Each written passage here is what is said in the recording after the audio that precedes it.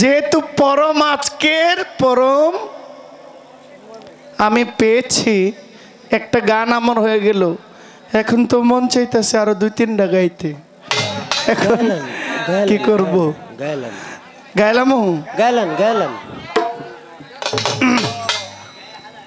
আমার গান, প্রথম গান থাকবে আমার পরমের জন্য মহর্ষি মনমোহন দত্তের একটা গান। হ্যাঁ, এই গানটার মধ্যে অনেক কথা আছে। আশা করি আমার এই কথাগুলো একটু ভেঙে দিবেন। আর একটা মৌখিক প্রশ্ন আমি রাখতে চাই, আপনি যদি সবই বানাইবেন, পরম কাকে বলছি? পরমকে। পরমকে আল্লাহ। কে? আল্লাহ। লা ইলাহা ইল্লাল্লাহ। পরমের অনেক পাওয়ার। পরম সর্বশক্তিমান, পরম সর্বমহিয়ান, পরম গরিয়ান। অহংকার করবেন পরম, সব অহংকারের মালিক পরমে। কিন্তু আপনি এত স্বাদ, এত আহ্লাদ কইরা আপনি জীবকে বানাইলেন। এই জীবকে প্রতারণায় ফালানোর জন্য এই জীবকে বানাইয়া এই জীবের পিছনে কেন ইবলিশকে লাগাইয়া দিলেন? কঠিন কথা। বানাইছেন তো বানাইছেন কে?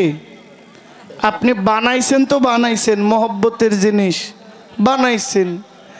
এখন পিছনে আবার এই শয়তান লাগাই দিলেন কেন? এইটা কোনো তো কথা না।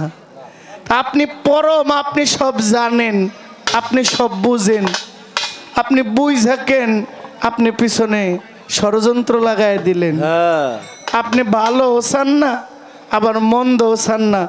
আবার ভালো করলে নেন, মন্দ করলে নেন না। সবই তো আপনার খেলা। একটু ভাঙ্গা কইবেন। আর মহর্ষির গানটা একটু ঠান্ডা গান হবে, যেহেতু জীব পরমের গান, একটু কথাগুলো শুনবেন। পালা করতে গিয়ে যদি কোনো ভুল ত্রুটি হয়ে যায়, আল্লাহর হস্তে সকলে ক্ষমা সুন্দর দৃষ্টিতে দেখবেন। আসলে আল্লাহর সাথে বান্দার কোনো পালা চলে না। তারপরেও আজকে যেভাবে পালা দিয়েছেন, এই পালা তো আরো আগে দেওয়ার দরকার ছিল, তারপরেও দিয়েছেন যখন আমাদের তো গাইতে হবে। তো এবার প্রশ্ন কয়েকটা করছে, জীবকে বানাইয়া শয়তানকে লাগাইয়া দিল আল্লাহ কেন জীবের পিছে? সব জীবের পিছে কিন্তু শয়তান লাগায় নাই। আর সবার কাছে কিন্তু শয়তান যাইতে পারে না। জাগো চরিত্রে সমস্যা, তাগো পিছে হলো শয়তান ঘুরে। এই পীর অলির দরবারে, পীর অলির কাছে কখনো শয়তান যায়? শয়তান যাইতে পারে? নবী অলিদের কাছে কখনো শয়তান গেছে? যাইতে পারে? যাইতে পারে না। যারা পৃথিবীতে সূক্ষ্ম মানুষ, তাদেরকে শয়তান দেখলে কমসে কম 2.5 মাইল দূর থেকেই সালাম আলাইকুম দিয়া খালি জায়গা যে না এর কাছে যাওয়া যাবে না।